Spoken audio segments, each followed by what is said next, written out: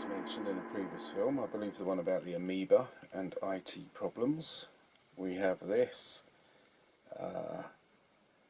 So, yeah, there it is. I never made this as a kid because it just looked too hilarious. But I've realised it was really quite a good aircraft. So let's just look at this for a moment. Despite its ungainly appearance, see, it's not just me. Hold on, I'm getting ahead of myself, as David Bowie said in quoting a film with starring. It's a really good film, I can't remember the name of it. Oh goodness, I can't remember the name of the actor either. Yeah, Kevin, Brian. Anyway, there's the parts. Gary Oldman. I still can't remember the name of the film. Anyway, there's the markings, loads of them, because, as is often the case, you knew that was going to happen. There we go. I'm going to do the British one, because it did a lot in the Far East, I think. This is interesting, just saw this, sorry, we're jumping all over the show here. Mould tools made in 1972. Pack illustration, I prefer box art, by Roy Cross, 1972. Enjoy the nostalgia with Airfix Vintage Classics. Good old Roy Cross, more on him another day. This is one of those lovely Airfix numbers that just flies along, literally. Puts itself together, by and large. Undercoat, dark brown and beige, which is interesting because here we have colour 90, matte beige, approximate sky, whatever they mean by that, someone will tell me. And yet that comes over as a grey. I can see there's a very slight yellowness to the grey, but not a lot. The thing is, I saw as a kid, in real life somewhere, parked outside an might be an ex-RAF airfield, which may have gone to becoming an airport, but I should think it's defunct now, in London. Anyway, outside there was a Spitfire and a Hurricane, real ones, and the Hurricane, my dad said it was an early version, and the underside of it was painted in a beige colour. So I've done it this beige, which is a bit fuller, and I will lighten it up with a brush once it's put together. But for the time being, I'm on to painting interiors basically, and then pulling it together. Green, that's about all. And this one's really moving along to the point where I've had to kind of stop myself. I've got the pilot in, I've got the wheels done. There was an unfortunate moment. Let's have a look. This one doesn't want to fit anymore. It did fit, and then I went to glue it and it wouldn't go in anymore, and it's a right mess, as is that tyre consequently. So there's going to be a lot of repair work to do on that. I don't know why it wouldn't go back in, but it just wouldn't. Other than that, it's all fitted together rather nicely and very enjoyable. Well done, Titch. Oh, I've put the pilot just to one side, just to give him a bit of action. I don't know why, it just got to me. So there he is. I got to admit, if I were a manufacturer, I'd probably come up with 4 different types of pilot, just to shake things up a little.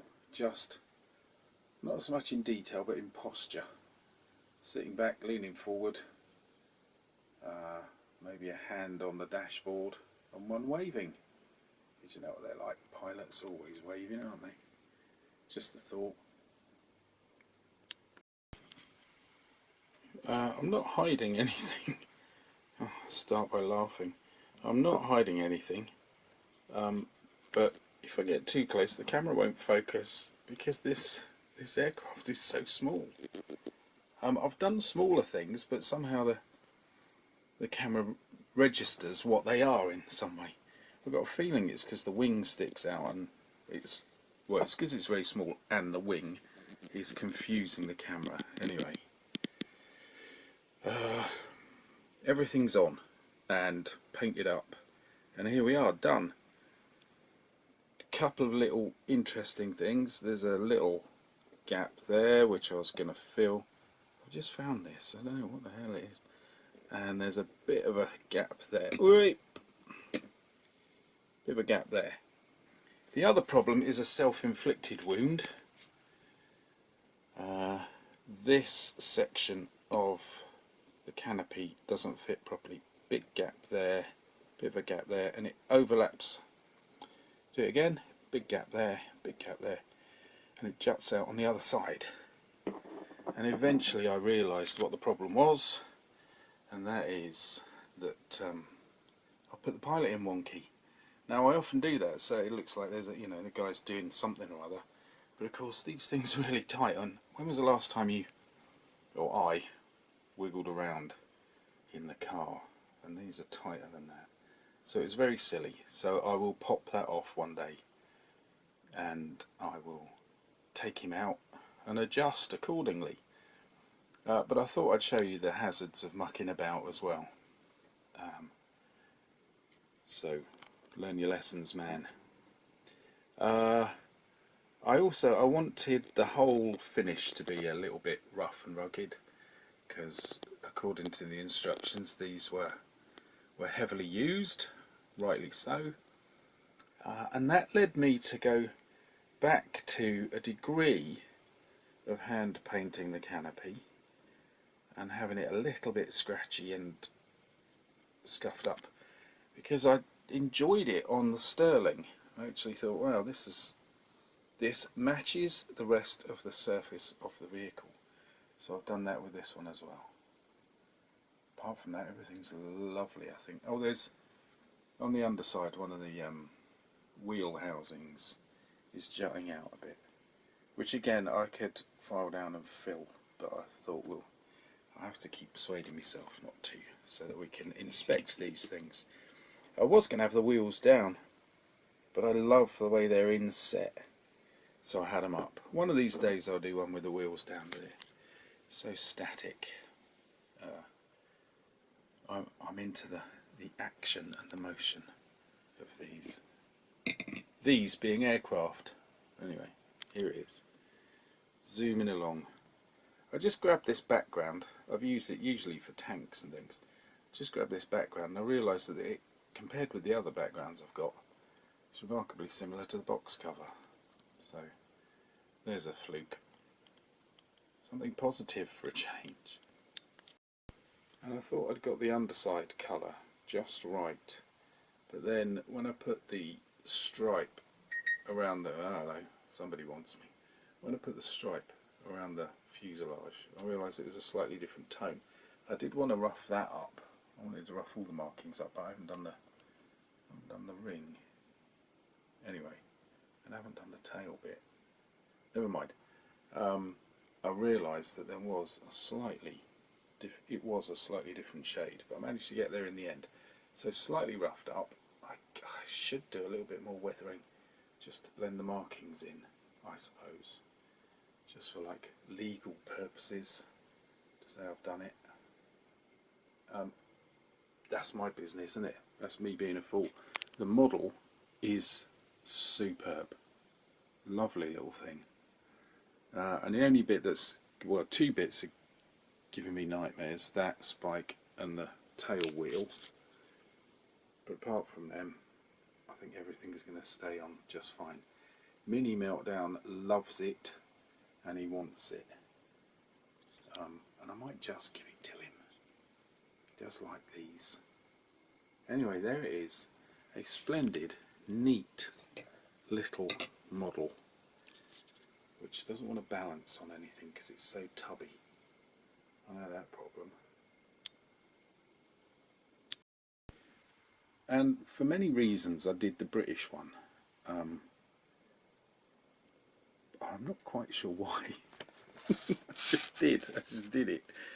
But it's a good. Here is a good reason to buy two of these, because the American colours and markings are, as you might expect, quite jazzy.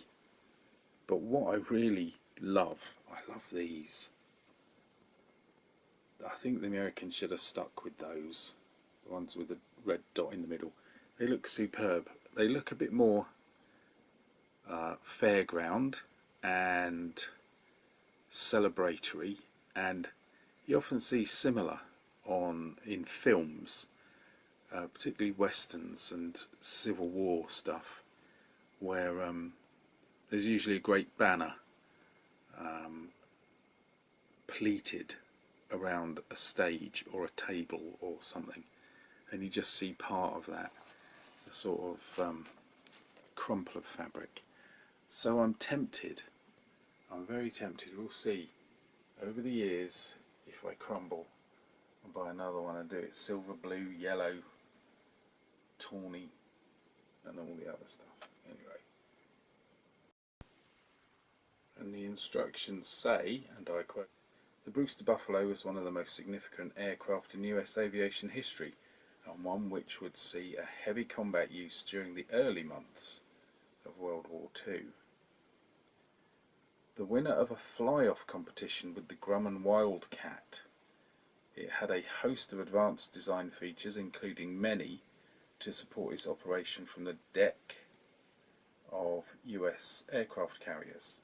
The fighter would also attract strong international sales support, with Britain, Finland and the Netherlands all operating the Buffalo during World War II, particularly with the Commonwealth Air Forces facing the Japanese in Southeast Asia."